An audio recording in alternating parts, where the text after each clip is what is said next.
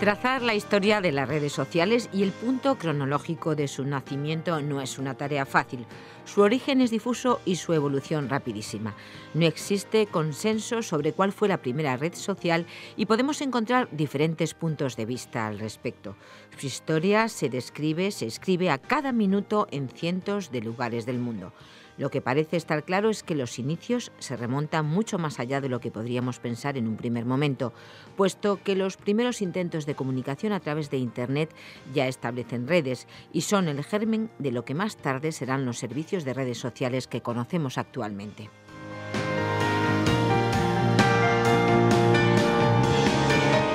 Hoy en Sin Distancias contamos con dos expertos que nos van a hablar de las redes sociales y la historia de la comunicación, un área en la que se profundiza, entre otras, dentro del Departamento de Lenguajes y Sistemas Informáticos de la UNED, al que ambos pertenecen, el profesor Enrique Amigó, que va a conducir esta charla, y el investigador Damiano Espina Valenti. Bienvenidos.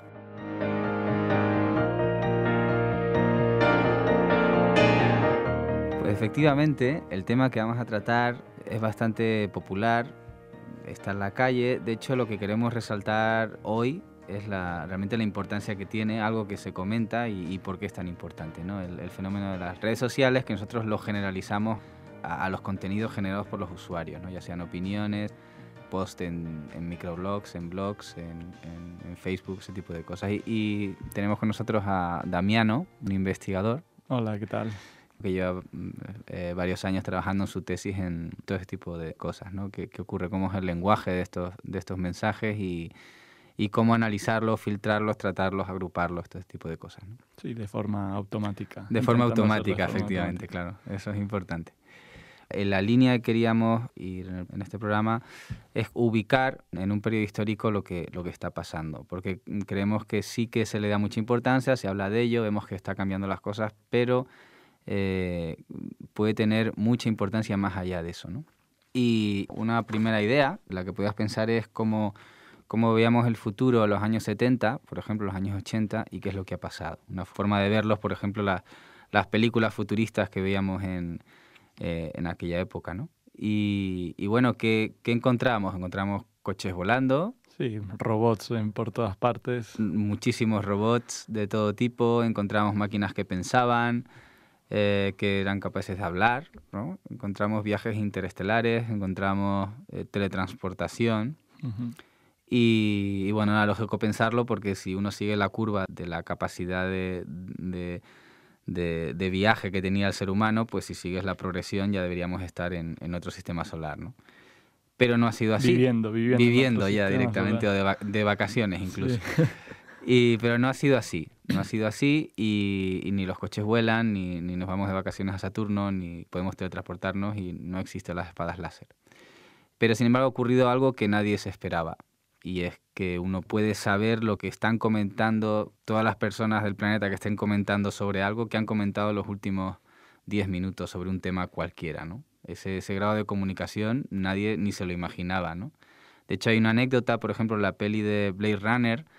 En un momento dado, Harrison Ford se quiere comunicar con una replicante, que es una copia exacta humana, indistinguible de una persona que ni ella misma sabe que es una replicante, y lo hace por una cabina telefónica metiendo 3 monedas, cosa que... Y tecleando el número de teléfono, ¿no? Nos encontramos ante algo impredecible y que nos debe sorprender, y no solo eso, sino que podemos entender que es un fenómeno no a nivel, digamos, no es un cambio de década, un cambio de generacional, sino es un momento, yo creo que histórico.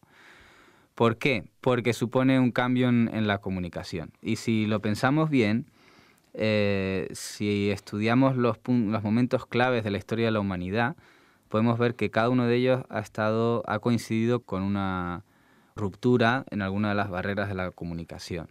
Entonces, la comunicación básicamente se puede entender como un emisor, un receptor y un mensaje que se traslada a lo largo del tiempo y del espacio.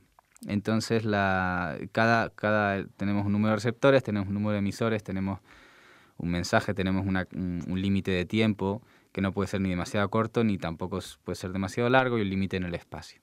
Por lo cual, cada elemento de la comunicación supone una barrera. y si lo pensamos bien, la primera barrera que se rompió en la historia de la humanidad, y de hecho supuso el comienzo de la historia de la humanidad, fue la barrera del tiempo.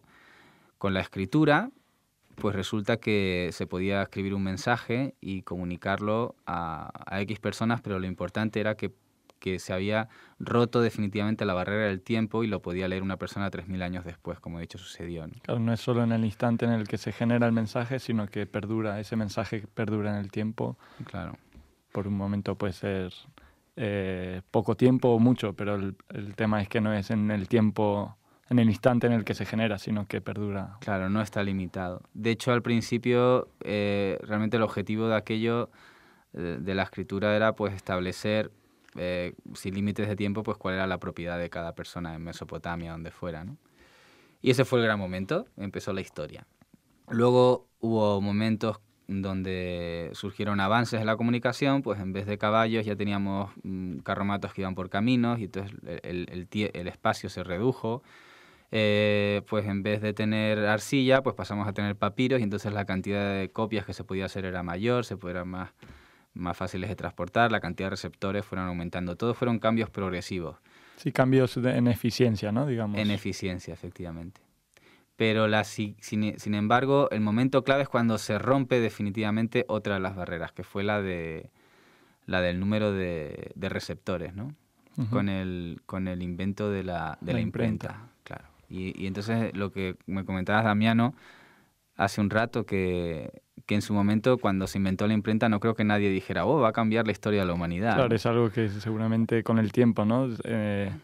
Cuando se empieza a ver la consecuencia que tiene eso, de que un mismo mensaje se puede reproducir de forma muy eficiente y que pueda llegar que puede abarcar a muchos más receptores que los que se podría abarcar anteriormente. Eso con el tiempo es como cuando realmente se nota ese cambio bruto, ¿no? Claro, probablemente 200 años después se darían cuenta de que realmente había supuesto la ruptura de esa barrera. La ruptura de esa barrera, de que todos los grandes avances científicos, de todos los avances tecnológicos se debían, y todo el cambio de la sociedad se debía en gran parte a que con el invento de la imprenta el conocimiento se divulgaba por todos sitios. Y además hay una clave, y es que no es que se pudiera transmitir a mucha gente, es que la cantidad de gente a la que se podía transmitir un mensaje era mayor que la cantidad de gente que hay que había en la sociedad. Sí, digamos que el límite teórico es infinito, ¿no? Es infinito, claro, en relación a la cantidad de personas que había en ese momento, ¿no?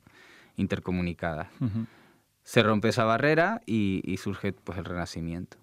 ¿Y cuándo sería el siguiente gran cambio? Pues con la era de los descubrimientos, que se dice, ¿no? Es una palabra que está bastante criticada, porque claro, no se puede decir que descubrimos la época de las colonias, que se está descubriendo África o Australia, porque realmente ya había gente allí.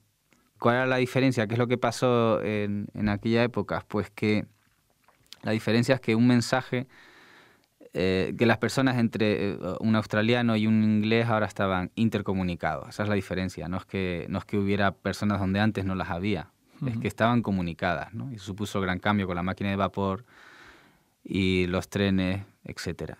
O sea, se había roto definitivamente la barrera del espacio. Porque, claro, con la revolución industrial, digamos que ya... Claro. La eficiencia en la que se pueda enviar un mensaje a otro receptor es mucho mayor que la anterior. Ya, digamos que ya se podía transmitir un mensaje a cualquier persona del planeta. Eso supuso otro cambio. La globalización de la comunicación, ¿no? Totalmente, ¿no? Y bueno, así podemos ir descontando barreras. ¿Cuál es la siguiente? Pues faltaba el tiempo, no el tiempo, digamos, por encima, digamos, la perdurabilidad, sino la capacidad de enviar un mensaje en un instante a cualquier parte del mundo. Yo diría el espacio, o sea, la barrera del espacio en el tiempo, digamos que es llegar de forma instantánea a cualquier lugar del mundo. Claro. Que un mensaje llegue de forma en tiempo real casi, un mensaje desde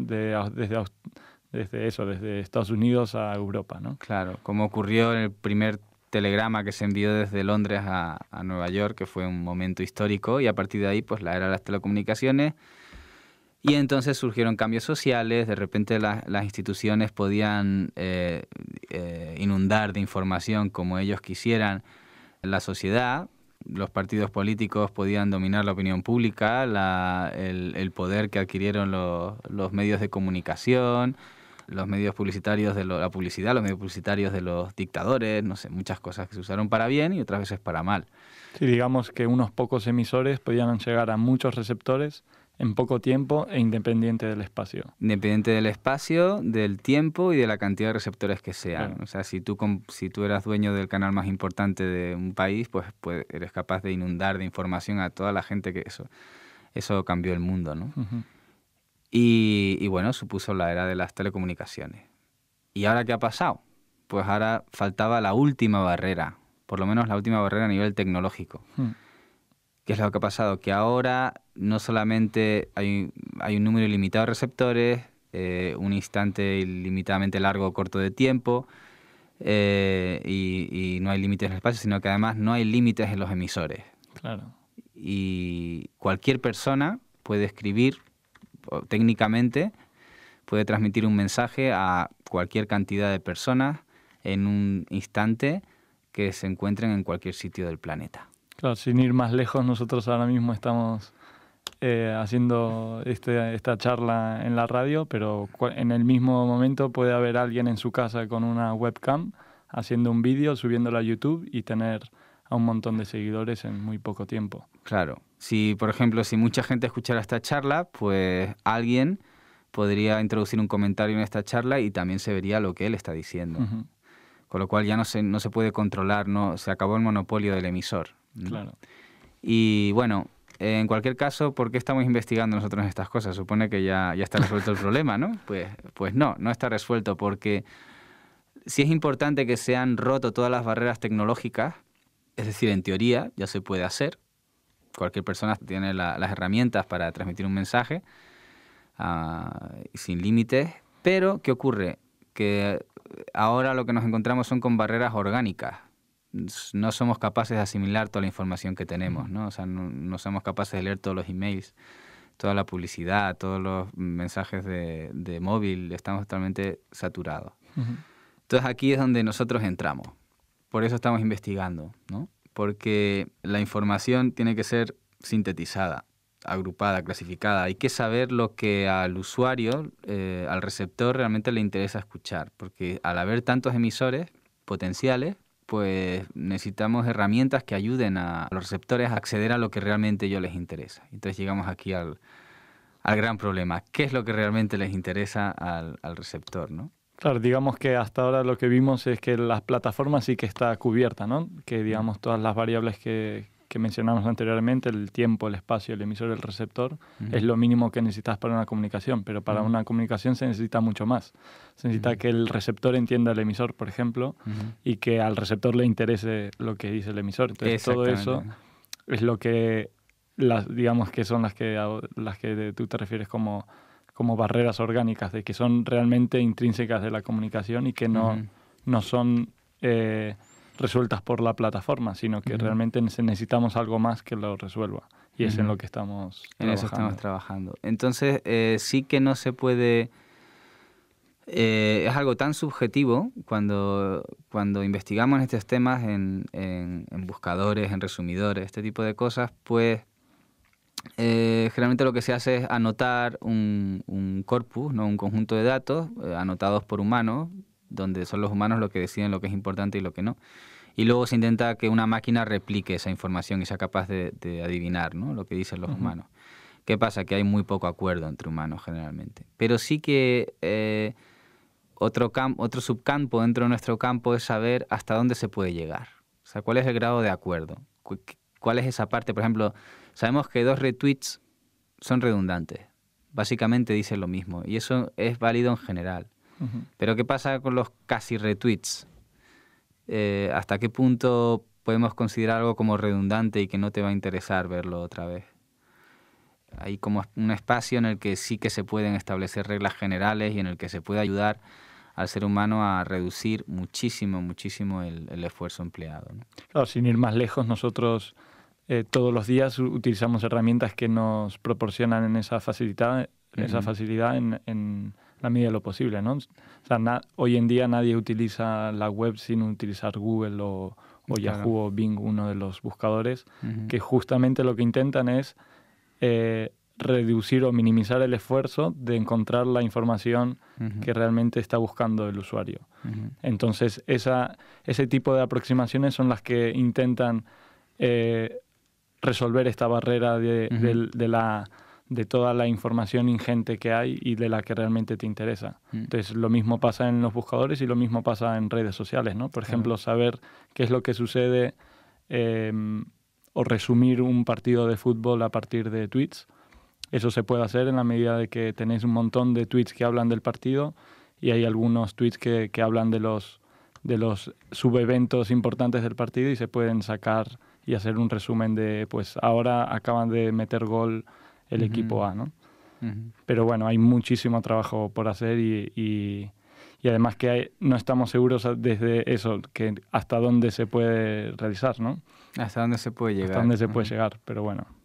En cualquier caso, yo personalmente creo que una pequeña máquina que supondría una revolución, igual que la imprenta, igual que la máquina de vapor o algo así, sería un pequeño aparatito que pudiera decidir, ya veremos ahora que no es tan fácil, pero que decidiera cuando dos textos o dos piezas de información están diciendo lo mismo. Si tuviéramos una máquina ideal que simplemente hiciera eso, podríamos eliminar información redundante, podríamos agrupar la información para poder recorrerla con más facilidad, podríamos ver cuál es la información que más se parece a lo que nosotros en principio estamos interesados.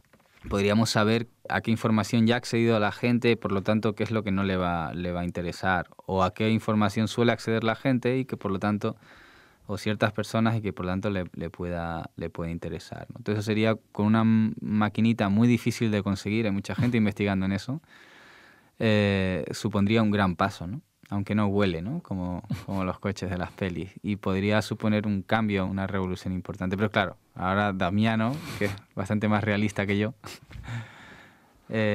No, claro, hay matices, ¿no? O sea, que saber que dos cosas son iguales, sobre todo si hablamos de comunicación, dos cosas son iguales, dependerá mucho del receptor, ¿no? Entonces, claro. para un receptor pueden ser iguales y para otro no.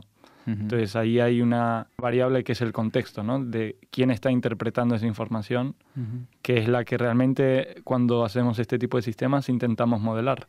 Ujú. Lo que sucede es que el modelo que conseguimos no se parece tanto al que realmente queremos y ahí es donde la máquina no consigue hacer lo mismo que un humano. Claro. De hecho, estamos comprobando, ahora mismo estamos en un proyecto y en la fase actual tenemos a 12 personas, ¿no? Anotando tweets, agrupando tweets sobre opiniones de la gente en relación a una entidad, una empresa, una compañía o algo así, ¿no? Y bueno, supone que lo están siendo monitorizados por una empresa, se llama Llorente y Cuenca, una empresa de comunicación, yo creo de la más importante a nivel español y latinoamericano. Y bueno, en este proceso pues está también redefiniendo la metodología, que todavía no está bien controlada, de cómo agrupar las opiniones de las personas para estudiar la reputación de una marca, ¿no?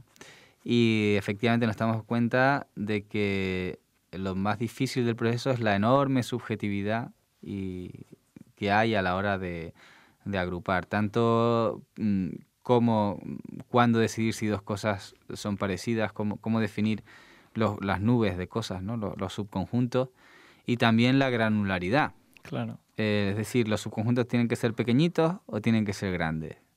Damiano cree que existe una granularidad latente objetiva. Sí, o sea, que a medida que el anotador que los anotadores vayan entendiendo el problema, Uh-huh. habrá una convergencia hacia los Uh-huh. temas.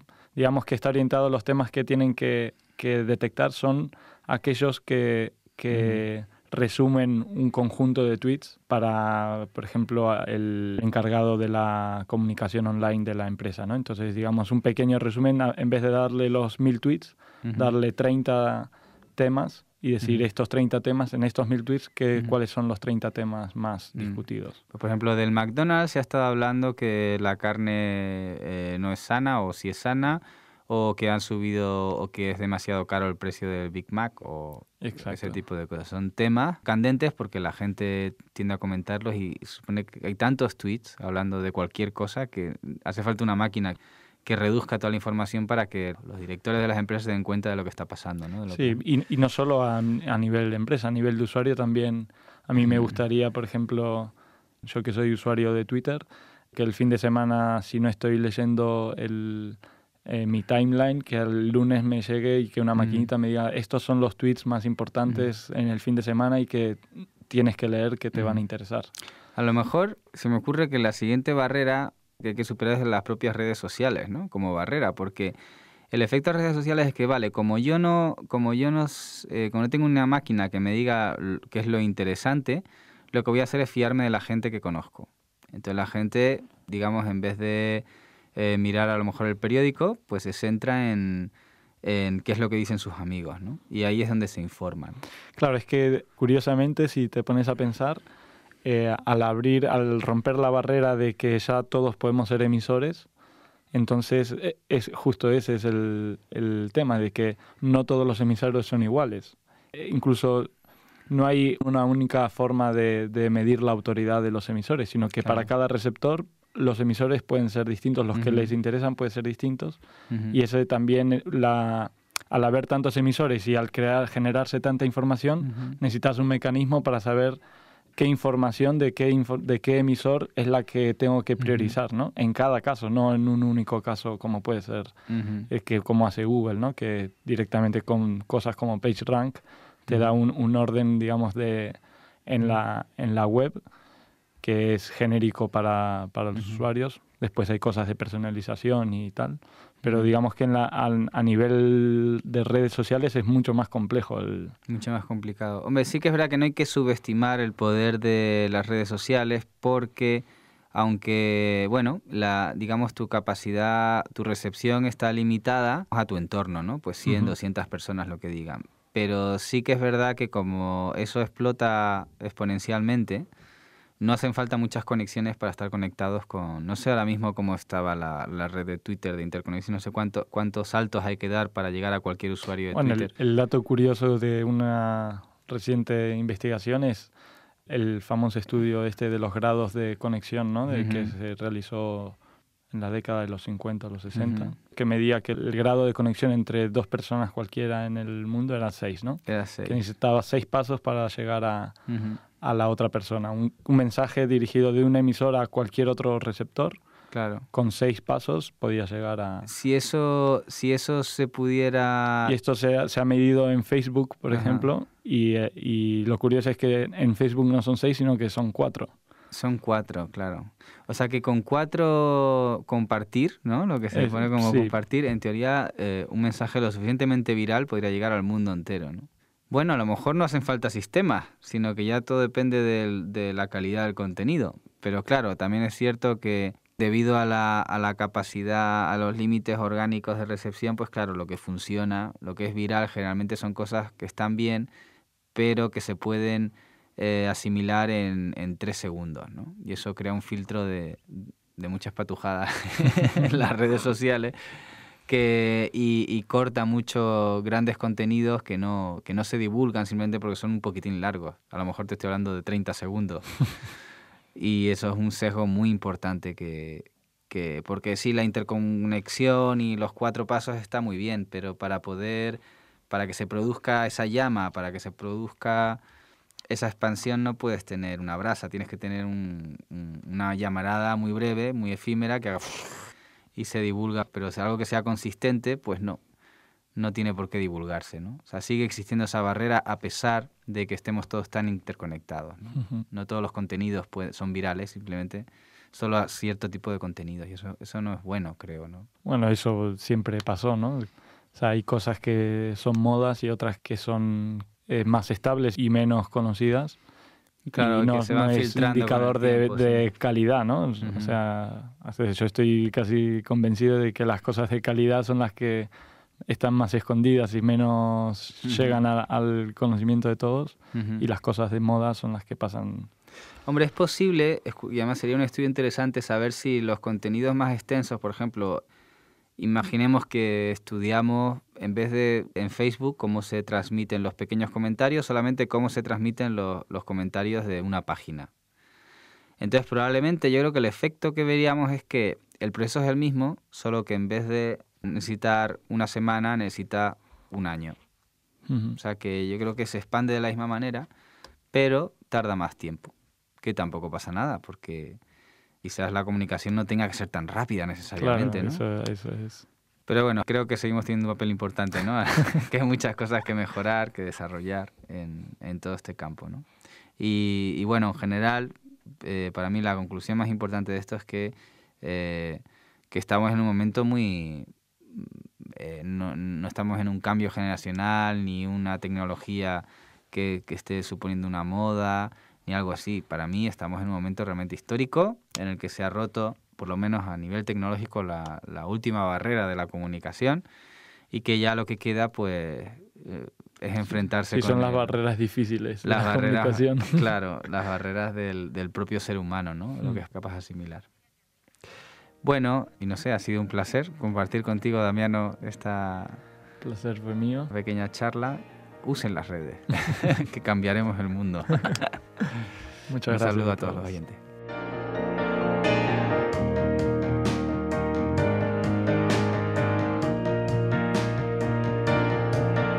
Suscribimos esta última sugerencia del profesor Enrique Amigo. Usen las redes sociales, que cambiaremos el mundo. Pero eso sí, eviten todos los riesgos posibles que puedan, como es el control sobre los menores de edad, cuidado con posibles estafas de tipo comercial o personal que atenten a la privacidad, etc.